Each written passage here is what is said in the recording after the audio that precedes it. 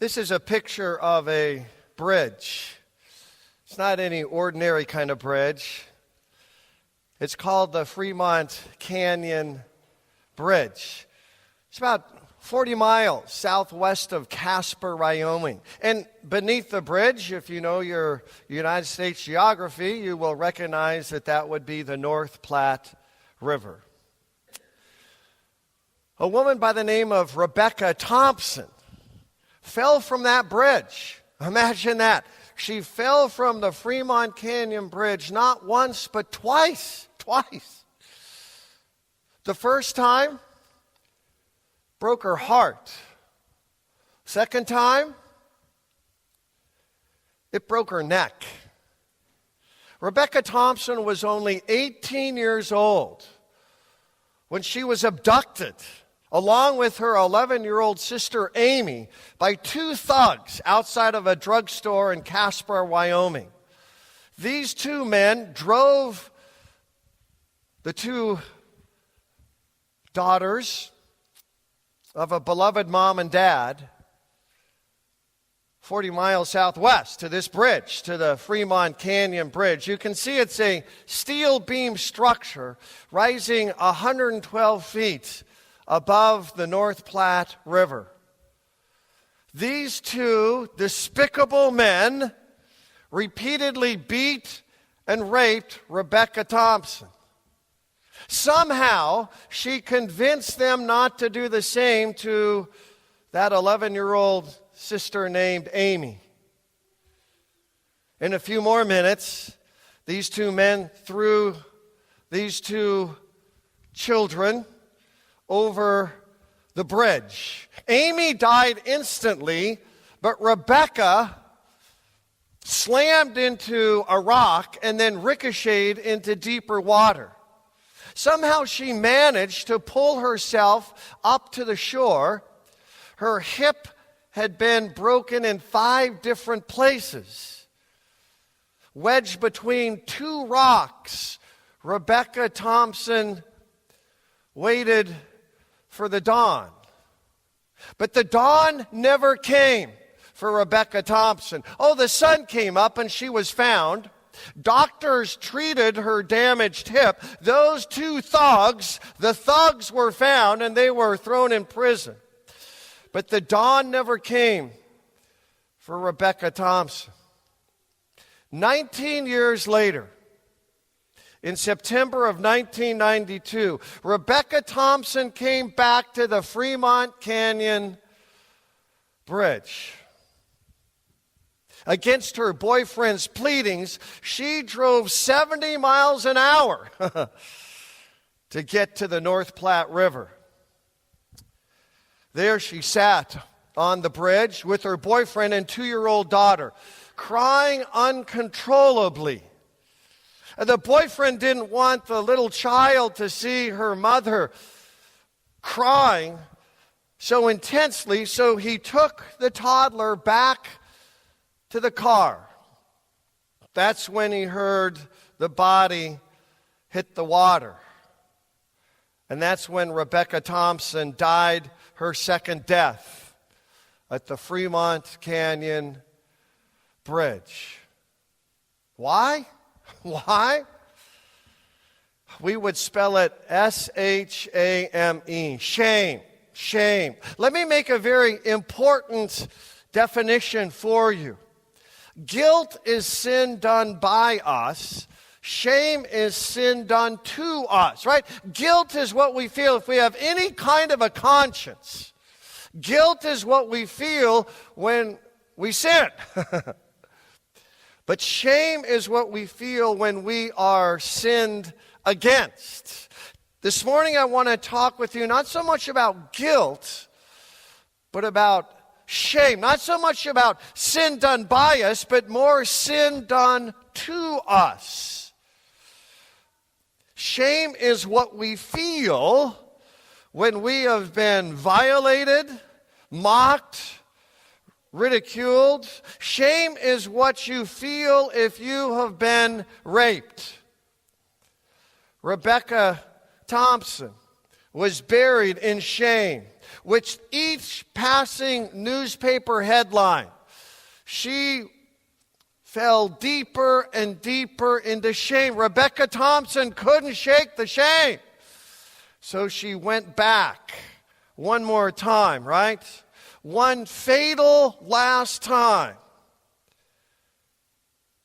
to the Fremont Canyon Bridge. We're in this sermon series during Lent, right? Following Christ to the cross, people in John's gospel. We've looked at people like John the Baptist and Nicodemus and Moses. And remember last week it was the woman at Jacob's well in John chapter 4. Well, this weekend we're looking at a narrative that is all about shame.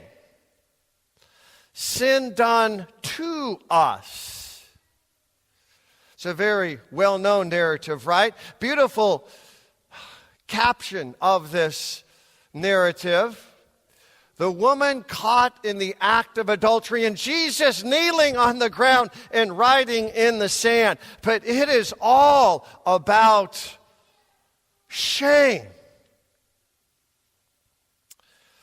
The narrative picks up momentum in verse 3 of John chapter 8. The teachers of the law, the experts, the people who knew the Hebrew Bible backwards and forwards, as well as the Pharisees, who also were experts in Old Testament Torah, they brought in a woman caught in the act of adultery. Now, these four words, caught in the act, are critical to understanding why the narrative unfolds the way it does. Caught in the act. The words are enough to make us blush, right? Caught in the act.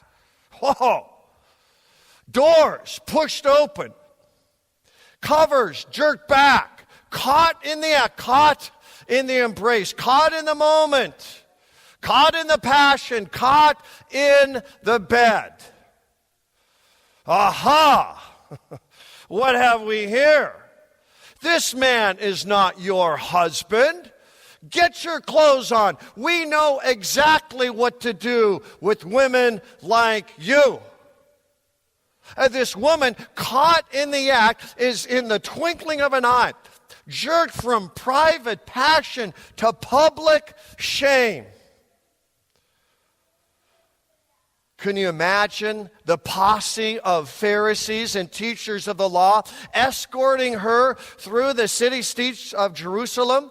Dogs bark, eyes turn, people look out of their windows. What's all the commotion about? And here's the woman caught in the act, clutching a piece of clothing, just trying to hide her face, trying to hide her shame.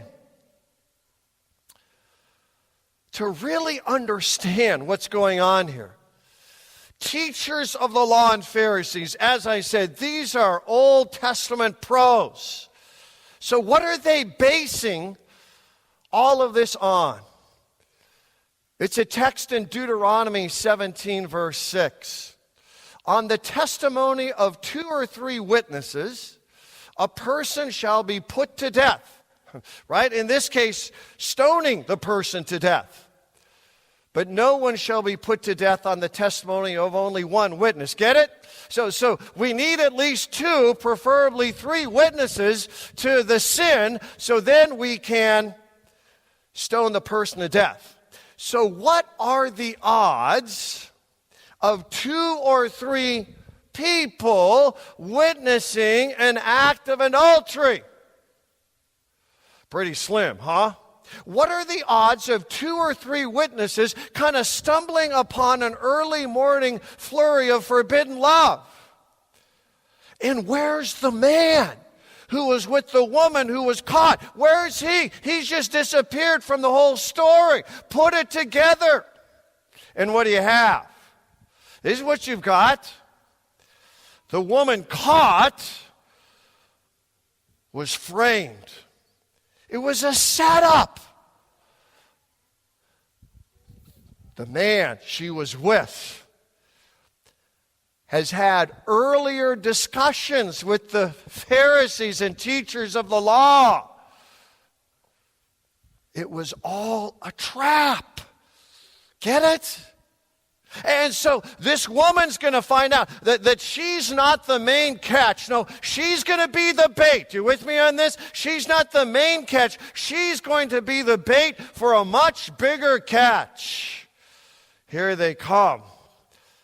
These righteous, holy people called the teachers of the law and Pharisees. In the law of Moses, here it is. John 8, verse 5, they're referring back to Deuteronomy 17. In the law of Moses, Moses commanded us to stone such women. Now, what do you say? Oh boy, these people they're puffed up, aren't they? These custodians of commandment conduct, they've got Jesus right where they want him. And they've been waiting for this day to trap, catch, and kill the mighty Nazarene, Jesus. John tells us this. They were using this question in John 8:5 as a trap in order to have a basis for accusing him.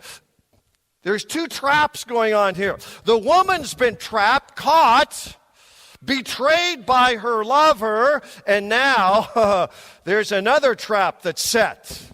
It's a trap against Jesus. The woman caught in the act, she's immaterial. She's just a pawn in the game. Her reputation, who cares? She gets stoned to death, collateral damage. Unless, of course, you're the woman caught. And then you are covered in deep, dark, demonic shame. There are two kinds of shame I want us to explore. The first kind of shame is what this woman is feeling. It's public. Oh, the whole community knows. All of Jerusalem is abuzz. It's gone viral. There's no taking it back. Public shame. Perhaps you know what that feels like. Branded by a divorce. Marked by a handicap you can't hide. Saddled with alcoholic parents. The whole neighborhood knows that one. Crushed because a child has been imprisoned. And everybody knows. Public shame. They all know I lost my job. I lost the house. I lost my life savings. Public shame. There's another kind of shame, though. It's private shame. Maybe you know something about that, too. Private shame. Pushed to the edge by an abusive spouse. Molested by a perverted parent. Seduced by a sneaky superior. Taunted and teased by other children. And it goes deep, doesn't it? Really, really deep. So whether it is public or private, or for most of us, probably a combination of both, unless we find healthy and godly ways to deal with the shame that covers us, the dawn will never come. We can do whatever we want with our shame. We can put our hands over our ears, splash cold water on our face, go on a long drive, get lost in the world of work and sports, whatever we try. Unless it is a good and godly way to deal with the shame, we will be forever stuck at the Fremont Canyon Bridge. Just ask the woman caught in the act. And there she is, the one in the middle with her face almost on the ground. Sweaty hair is dangling from her head. Her tears are hot with hurt. Her lips are tight. Her jaw is clenched. How could he have done me so dirty? And now I'm about ready to get stoned to death. She thinks of running. But where could she go? And maybe she could plead a massive perversion of justice. But who would listen? Oh, I know what she can do. She can plead for mercy, right? Mercy. But you think these self-righteous Pharisees and teachers of the law are going to have any mercy? This woman is stuck and trapped with no way out, right? Think again. Because Jesus is there. And Jesus is going to bend down and famously write something in the sand. And then in John chapter 8, verse 7, he's going to famously say, "He who is without sin, cast the first stone." And the young look to the old, and the old look into their hearts. And as the old Pharisees and teachers of the law look into their hearts, they drop their rocks. And then the younger men do the same. All that is left is the sound of dropping rocks and shuffling feet. With the jury gone, the courtroom now begins to be in the judge's chambers. What will the judge say? How will he render the verdict? This is what the judge says. "Woman, where are they? Has no one condemned you? Has no one declared you guilty of death?" And then these words for the ages. "And no one, sir," she said. "Then neither do I condemn you," Jesus declared. If you have ever wondered how God feels when shame has you cornered and is ready to swallow you whole, if you have ever wondered how God feels when you feel so helpless and abandoned and lonely, if you have ever wondered what God would do if he found out about it all, then take these words, put them in a frame, mount it on your wall. Neither do I condemn you. Believe these words. Trust these words. Stand underneath these words and let these words wash away all of your shame. 11 chapters later in John's Gospel, John chapter 19, Jesus took our place. He didn't take the stones. He took the nails.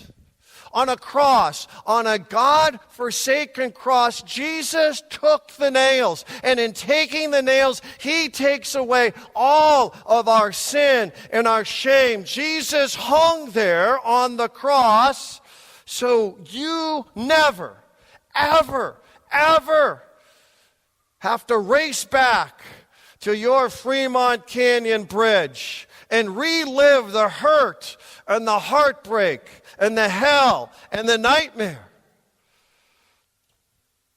Listen. Listen closely. Listen very closely. Because Jesus is still speaking. as you receive his body and his blood, he's still speaking today at this altar, in this place, in this time, in this season of your life. And what is Jesus still saying? Neither do I condemn you. And then watch very closely. Because Jesus is still writing, isn't he? He's still writing a message for you. It's not written in sand, it's written on the cross. And it's not written with his hand, it's written in his blood. And the message has 4 words. And what would those be? I love you forever. Amen.